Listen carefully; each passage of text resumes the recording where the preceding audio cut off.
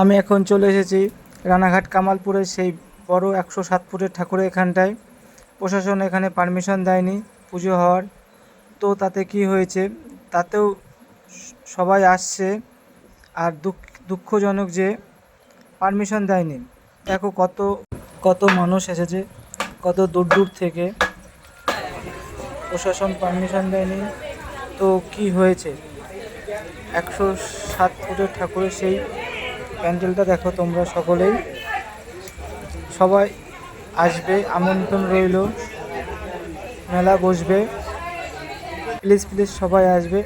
এই যে আমাদের মা দুর্গা, জয় মা দুর্গা।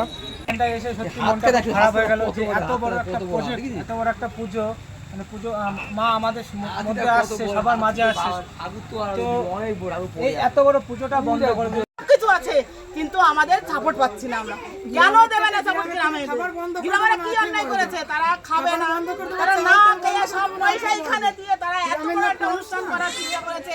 গিনিস বুকে নাম উঠতে থেকে সেজন্য সবার জ্বলন হচ্ছে যে এই গ্রামের নাম হতে দেবে না।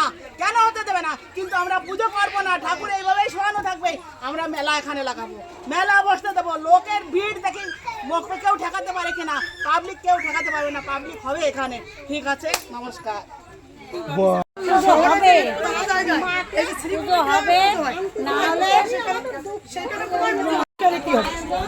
সেই জায়গাতে কি হবে? এখানে মানুষের ভিড় হবে, মানুষ মরে যাবে, আর সেখানে মানুষ মরবে না।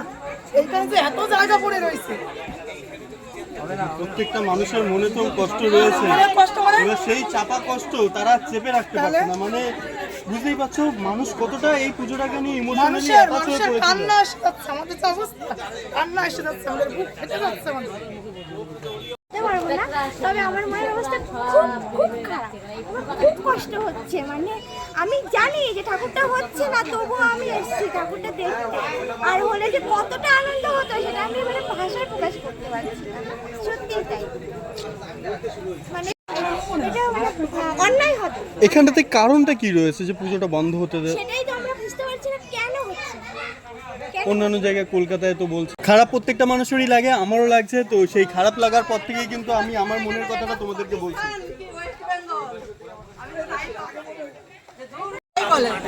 এটা তো পাকিস্তানও নয়, বাংলাদেশও নয়, এটা তো পশ্চিমবঙ্গ। তো কেন পুজো বন্ধ করছে তাই বলো? কেন পুজো হবে না এটা বলো? কেন হবে না? আমাদের আমাদের হ্যাঁ, আমরা দুর্গা পুজো করবো আমাদের হিসাবে। সেটা উচ্চতা 150 ফুট হোক আর 110, হ্যাঁ ছোট হোক, সেটা তো আমাদের মর্জি না। সেটা তো 100 এখানটাতে কিন্তু মানুষের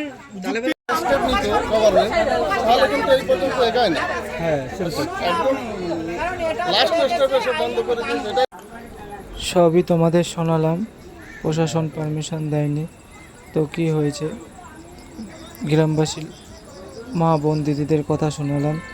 তো সবাই আসবে, আমন্ত্রণ রইল, এখান মায়ের দর্শন করে যাবে, এটাই আশা করি। সকলেই আসবে এবং মেলা ঘুরেও যাবে, মায়ের দর্শনও করে যাবে।